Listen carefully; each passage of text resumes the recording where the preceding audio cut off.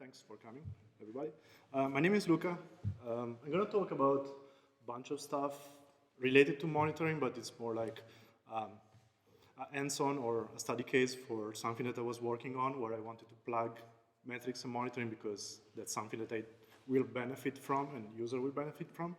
And this is mostly related to operating system out updates, which is what I'm mostly working on nowadays. So first of all, I used to work here in Berlin at CoreOS when CoreOS was a company. We got acquired by Red Hat. Now we still work at Red Hat/IBM. I'm a developer. I mostly write Rust and Go. I take care of operating system stuff, so usually like system level development. I'm not so much into monitoring and metrics, so if I say something which is completely off, you know why. Please come to me and tell me you are completely off later on. Before doing this, I was into security research. I was mostly like an engineer anyway. What we're going to touch here is a very short introduction to what is Fedora CoreOS, just to give like the context. This talk is coming from an idea that Matthias gave to me when one day he came and said, hey, this is how I'm monitoring container Linux out updates. And at the same time, I was working on like the next iteration of that, which was for Fedora CoreOS. And so I tried to kind of like learn a few lessons and kind of like by osmosis learn new idea about like how to monitor and how to instrument this stuff. And that's something that I tried to put together when doing this next iteration for Fedora CoreOS. So we're going to touch a bit how the out updates on Fedora CoreOS works. And then we're going to zoom a bit more into the actual components that are powering the out updates and the monitoring part, which is a client called Zincati, and one kind of like bridging component, which is called the local exporter. So the first part is like, overall the goal of what I'm doing is taking what we had before with container Linux. If you're not familiar with container Linux, it's still, but we're kind of like getting out of that. A Linux distribution that is immutable and out updates. So it has like an A/B partition schemes, and it automatically updates the partition that is not in use. It will reboot into that, and it go on and on doing out updates this way. What we want to do is the same, but for Fedora CoreOS, which is like a slightly different world with a slightly different model. We still want to provide continuous out updates as the first class feature from the OS. With like nice feature that we had before, like atomic rollbacks and upgrades, multiple channel phase rollouts and stuff like that. And the thing which is kind of like new or different or that I'm trying to improve is like how to make this better from a point of view of observability. That is, you as a user of the operating system, how can you actually observe your whole cluster of nodes going through operating system out updates, and how to see when something is going wrong and be alerted when something goes wrong, which is what we're going to focus on today. And the usual stack, which is, again, what other people in my office were using and developing, is the usual Prometheus plus Grafana, which is part of the demo at the end, and which is also why we are here today. So the overall picture of what I'm touching on is like that. There are a lot of components in here. You don't care about many of those. The overall model is we have some infrastructure on our side, on the Fedora project side, which is the one on top. Then we have a cluster, let's say, which is the one on the left, which is running a few services that are kind of like helping for managing and orchestrating out updates. And then we are actually zooming on one specific machine, which is part of this cluster, which is the one on the right, but we can say that all the machines look like that. And those machines, they are running a few daemons on the operating system itself. So our goal in general is to provide an operating system where you can run containers. But as part of this operating system, we have to ship some services on our own. Most of them we are developing, like not my team directly, but somebody else in the Linux ecosystem. But we have to ship them in the operating system itself for providing basic features like out updates. And so in particular, we have two components. One is Zincati, that we're going to touch soon, and the other one is RPMOS3, which are in charge of like managing these automatic updates in an atomic way. And our scope for monitoring today is the green one at the bottom, which is Zincati, iRlock, that I'm not going to touch here, which is just one component for managing a cluster of updates, while today we're just going to look into a single node. And then some infrastructure for monitoring itself, so in this case, Prometheus and Grafana. I actually want to zoom a bit more into two specific components, which are the one here on the left. What I want to basically have as part of like my developer experience and the user experience that my user have is I'm going to provide you something on the operating system, which is Zincati on the left, and then you're going to have as part of your infrastructure something for monitoring, which is the Prometheus on the right. And then we need to somehow bridge between the two because Prometheus is something which is working over the network. Usually it's kind of like some overlay or containerized network, while my daemon is something that is running on the OS itself. Sometimes it's not even part of the same overlay network. And most of the time it's like it doesn't have any HTTP stack. It's not a fancy container written in Go, whatever. Just like something which is old style or basic operating system feature. And so for kind of like this use case, I sketched together a quick component which I call the local exporter, which is actually like sitting in the middle there, providing the functionality that I need. And that's what we're going to cover next. So we're going to start, and I'm going to try to be a bit shorter so we can fit all the other talks and questions as well. We're going to start from the component that I'm writing, that I'm providing with US, which is this Zincati. Zincati, it's a new component. It's something that we are still developing. It's very rough. So it's written from scratch. We had some freedom of like deciding what to do there. But in reality, it's mostly an evolution of something that we had already in container Linux, which are mostly two components. One is called update engine, and the other one is called locksmith. So we just took a bunch of lessons. Like we made mistakes. Some things were working, some things were working a bit less. We just kind of like tried to learn a few things from there, and we developed the next iteration for the Fedora world. So Zincati is actually written in Rust, which is like nice from a safety and like a developing point of view.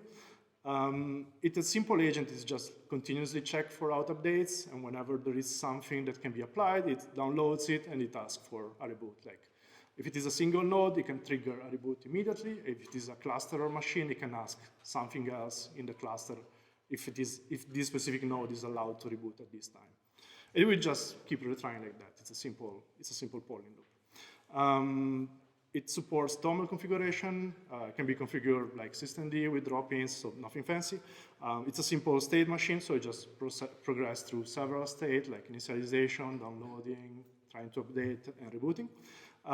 And one thing that those two previous components didn't have was like first-class Prometheus metrics exposition. So this is the point where like Matthias was showing me how he was using update engine and locksmith and some other component that was running on top of Kubernetes called Cluo, which is doing the same stuff.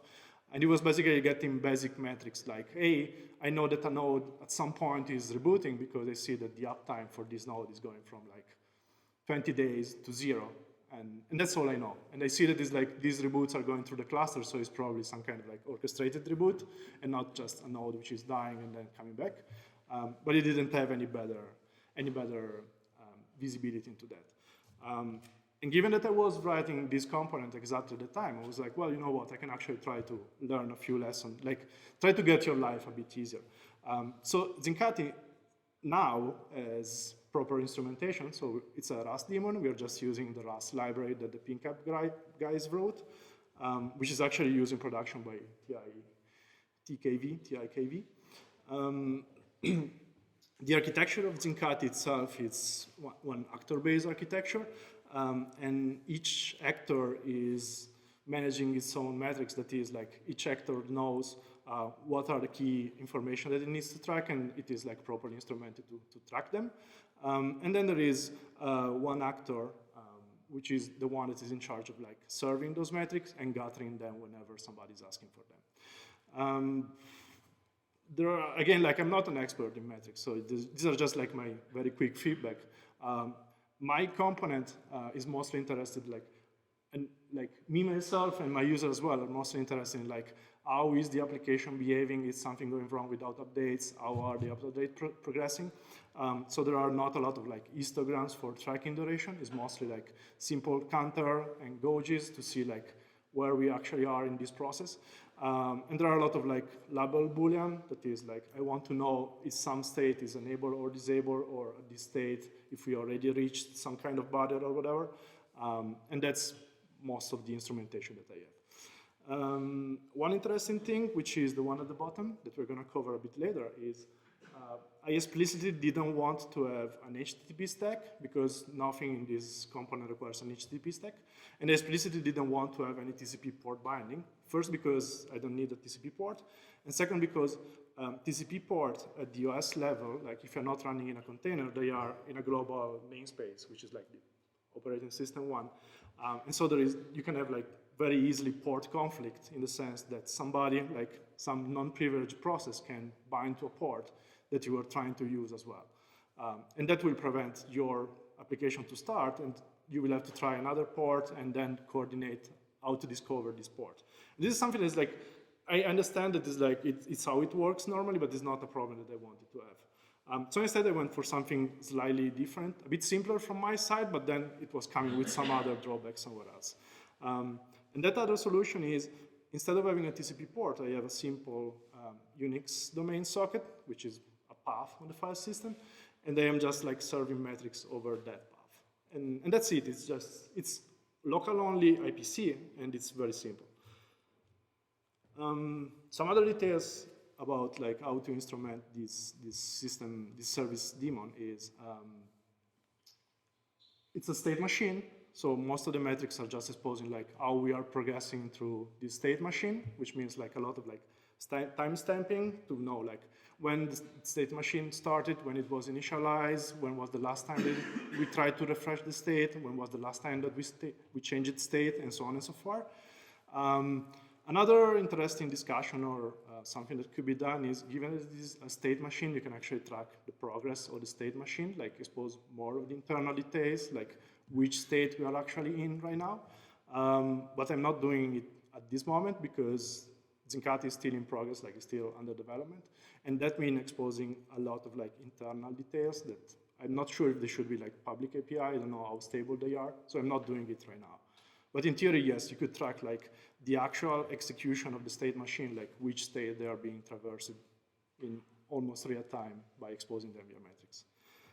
And another interesting thing, which is coming instead from the language and not from the architecture, is that in Rust, I have strongly typed errors as enums that are sum types. And they are exhaustively covering all the errors. So I exactly know when I'm getting an error in one of the actors, I exactly know which kind of error I'm getting because I have a strong type associated to that. And I'm using this one to basically expose to Prometheus, to the cluster monitor, like how many errors of a certain kind I'm getting. So I actually know if I'm getting some kind of like timeout from the backend or some kind of like internal client error or what else, I exactly know from the monitoring point of view what's going on each client. And that's the part about the client that I wrote. I was saying before, I wanted to go for like trying not to use a TCP port, trying not to use HTTP. So I ended up in this situation where it's like, okay, if I am on a node, I can simply connect to a Unix socket and get the metrics locally. But then I don't know how to get them from the Prometheus, which is running somewhere else in the cluster. And this is where I wrote this very small component, which I call the local exporter, which is basically a container which is finding out to local services that could be running on the operating system itself. And the idea is, if in the future we have more services that are actually instrumented natively with Prometheus library, so they are actually exposing metrics in the Prometheus format, we can just do this fan out from a container to the local services and just multiplex this way. So the local exporter, it's a simple Go application because it was quicker and easier to write it this way. The main point is that it's running completely containerized, so it's not a binary that is shipped as part of the OS. It's something that you run as part of your cluster monitoring. It's a web service, so on one side it is binding to a TCP port, exposing HTTP endpoint, and this one it's on the container network, so on the overlay network. And on the other side, it is finding out to a few local targets. So far I show you just the Unix path one, but there are a few more that I'm going to touch. Again, like it's not very complex. It just takes one TOML file for configuration. In case you didn't notice, I like TOML a lot, a bit more than YAML. And it's implementing this finding out by allowing you to define multiple, I call them selector. They're basically endpoints that may be available on the local OS. It's a very, it's a very rough project. I wrote it like very quickly and without knowing a lot of stuff about metrics. So if somebody wants to criticize, change it, improve it, adopt it, take over, just it's yours. I'm mostly interested in what I showed so far, which is like the operating system part. This one is just, I need something to actually monitor what I just wrote, so let me throw it together. A very quick note on the design, and again, I can be very wrong on this, but that's what I got so far. The design of this is very heavily inspired by the Node exporter. The Node exporter has something similar, which is like, is able to gather metrics from local file on a machine. It is able to gather metrics from like ProcFS, SysFS, a bunch of other local sockets. So this is like not very far from that. It is, however, a bit different from that in a few choices. Like first, it only takes configuration of your file, but that's not a major things. The second one is like, instead of merging all the metrics together, it is actually keeping different metrics and different endpoints on different metrics. So you know that if you are trying to scrape something, you are actually just forwarding to whatever is the local service without impacting all the other one. It can pick up single files from different directory, which means that you don't have to configure a single directory for scraping files like the Node exporter, but you can actually say, I want to scrape these specific files, and then I'm gonna tell all my other services, hey, you can write the file in whatever directory you prefer, and possibly like some directory which is actually owned by the service itself, so you don't have any clash regarding permissions or whatever. It does not contain any higher level logic, like it doesn't know how to translate between I'm getting statistic in the ProcFS format and now I need to translate it to some Prometheus format or what else. It is a simple bridge at the transport layer. That means it gets some requests over TCP, some HTTP requests, and then it is bridging them to some other local transports. And it doesn't have any internal caches. It gets one request from Prometheus. It is directly bridging it to the local service. And just to kind of like visualize a bit better what I just said so far, the idea is exactly that one. We are kind of like splitting domains and just like bridging between them so that we can actually split the concerns apart. On one side, you have your Prometheus. It is configured with a few targets to scrapes. In the middle, you have this container, the local exporter, and it is on its own. It is configured to know about like all these targets that Prometheus wants to scrape, and on the other side, it is configured to know which endpoint on the local OS those targets are actually bridging to. And then on the left side, you have a few local IPC mechanisms. These are just like the one that I implemented so far because I had some ideas about using them in the future.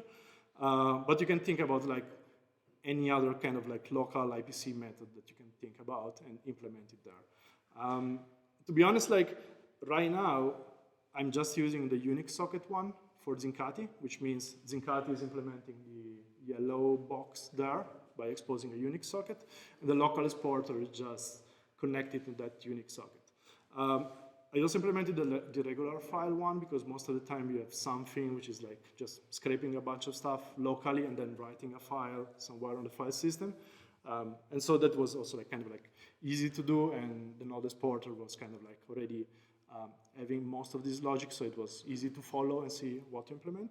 And another one that I implemented is the dbus one, because many times we already have daemons that are exposing a dbus API somewhere.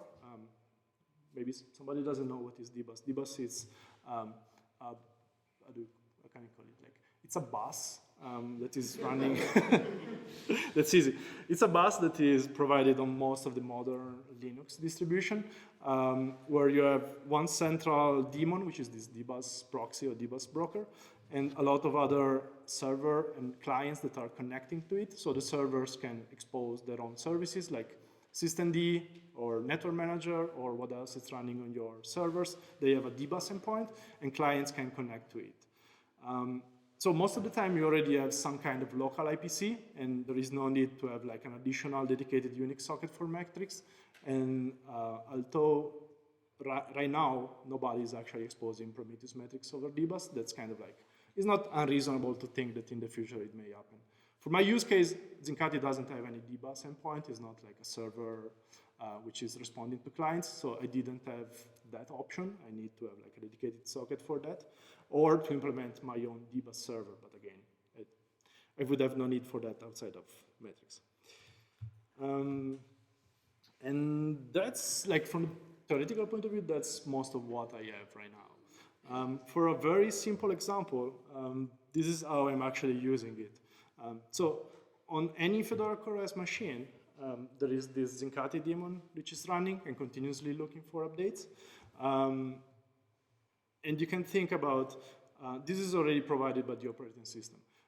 If you want to monitor this stuff, what you have to bring are two components. One is the one at the bottom, which is your Prometheus somewhere in the cluster, which is configured to scrape this node. And the other one is locally running some kind of like container, like a daemon set or a system container or what else, which is bridging between the two. One interesting thing is that given that the Unix socket is something which is just on the file system, like it's a path, you can simply say, I am bind mounting this directory where the Unix socket is into my container. So in this case, you see that the usual socket should be under /run, Zincati, blah, blah, blah. While in this case, given that we are running the local exporter in a container, it is under /host, which is a bind mount. And then after you're done that, you're basically told local exporter, hey, I want to bridge something, and the name of this selector is Zincati, and you can reach the backend for these metrics as a Unix domain socket under this path, which is something that I bind mounted for you before. And then Prometheus is just gonna, hey, scrape these /bridge metrics with an additional parameter that says, I actually want this specific selector, which is the Zincati one. And that's pretty much it. And if it works, I have a demo of that, which is, again, like putting everything together in a very fancy way. Let me stop it 1 sec. Putting everything together in a very fancy way. There should be also subtitles, maybe? Yes. So I can talk over this one. So the thing is, this is the point of view of like very low technical details, a single node or whatever. If you put these into the context, the larger context is I have a cluster node. In this case, those are like 3 nodes, and they're going through out updates. So what usually happens in this cluster of machine is they are all checking in parallel for like new out updates, new version of the OS release. And now, as soon as they see it, they will try to download it and reboot. If you have a service running on top of that, it's going to probably like destroy your service, or it will result in some kind of like not working situation. So what you want to do is like building other stuff on top of this. So you have like a lock manager or something like higher level to coordinate this reboot. And this is exactly what is happening here. Like you have 3 machines, a lock manager, and they are asking for a lock, getting a lock, rebooting, coming back, giving back the lock to the lock manager so that the next one can go. This was all existing stuff in Container Linux. We already had this before, but the way that you would see it from a monitoring point of view is my machine are going down, my uptime is starting again from 0, and that's it. If you actually instrument all the processes in the middle, including the client, what you can actually see is something like this, where you see that these are 3 different versions, like let's say 1, 2, 3. And all the nodes are starting, like 5 nodes here, they're starting from one version, and then they slowly, one after the other, take a lock. They reboot into the other OS release, and so on for the next one again.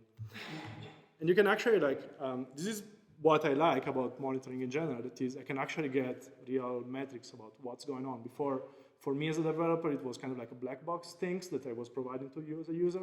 And for you as a user, it was also like a bit of a black box things. Like, I have no idea, my machine are rebooting, updates are working, or maybe not, but if they don't work, I realize it when it is way too late, and I need to check every single log to see what's going on.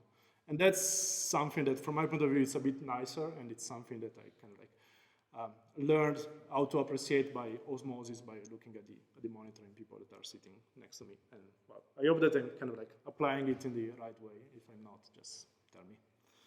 And that's it. If you have questions, I can take them later, I guess. Or also do like 2 or 3 questions. Okay, two maximum. Please. Would it make sense to use this to proxy as well to the node exporter?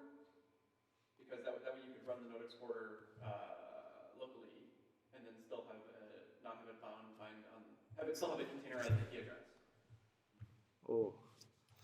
The node exporter really needs to be run. Maybe yes. Maybe yes. Where did I wrote it? Maybe yes. I don't know how much it makes sense to do that. Like, there is a larger discussion, I guess, about the node exporter. Like, the node exporter is something that it says very clearly, like, this shouldn't be run in a container, but everybody runs it in a container. And so it's like, yes, you can put a proxy in front of that, and it's going to make things slightly better. I think that we are kind of like already doing that. I mean, we as in like in OpenShift, but probably it could be tackled directly in node exporter. I have no idea. Like, this one is kind of like it's partly implementing the logic of node exporter, but in a different way. So yes, you can put another bridge on top in front of that, but then you have the same problem. Like, how do you run the node exporter in the OS, and how do you manage that? How do you configure it? So the idea here was like, you need to have a component anyway in the operating system which is taking care of out of dates. I just don't want to put like more stuff into the operating system, so let me put this bridge and all the other monitoring related stuff in a container if I can. Another one? Yeah. And how does this label selection work? Is it? So the label selection, so the question is like, how do the label selection work? It's on purpose very, very simple. That is, there is no globbing, regex, or wildcards or whatever. You just define in the local exporter container, I want to expose one selector, which is named here, and you are defining where it is bridging to. And that's all of it. Like, you cannot have fancy stuff like I want to have a wildcard here, which is bridging to wildcard files somewhere else. It's on purpose very, very simple, because the other thing is this is kind of like a generic bridge, and you can start thinking about like bridging random stuff, and then people will start throwing random path at you. Like, I want to bridge something with a star in the middle, and then you're gonna ask over HTTP, I want to get ... etc shadow or stuff like that. Like, I don't want to get into this kind of stuff. I know exactly what I want to monitor, and you can generate, it's TOML, it's very simple. You can generate it with whatever templating language you want. And it also, it's kind of like, there are 3 types, there are a few options, that's all of it. Like, again, you can make it as complex as you want. It's not, I'm not an expert in this area. I think my question is about how is this data actually exposed on the node, on the local exporter side. So the Prometheus endpoint, does it have to label your application name? It was auto-playing something.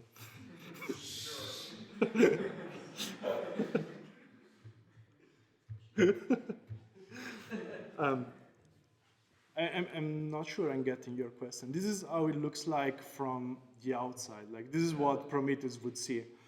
What I have running, this is my Canary machine. So as you can see, like, we just made a release like yesterday/today.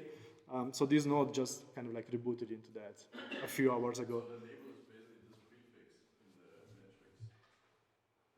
It's the selector in the... No. This is completely unrelated. Like, just by chance they have the same name, but the metrics from the service itself, they're called Zincati _component something. Okay, it's a selector. And that's unrelated. And this is the selector. This one is the one that is matching the local exporter configuration. I just didn't know about this selector. Yeah. And on the other end is just like a Unix path, and a file system path, a Unix data socket, Unix domain socket, and that's it. Last one. Can I take the last one? So as I understand, you have not yet implemented the HTTP backend in Max. It would be possible to build multiple HTTP backends in. So I can put multiple like node exporter or other system exporters on my host and have them somehow go through a proxy, which then opens possibilities for firewall restrictions or something like that.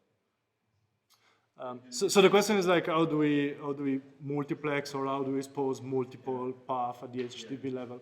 So what I'm doing right now is because like that was fitting my use case, is I have a single endpoint. There are actually two. Like there are also the metrics for the local exporter itself, which are somewhere else.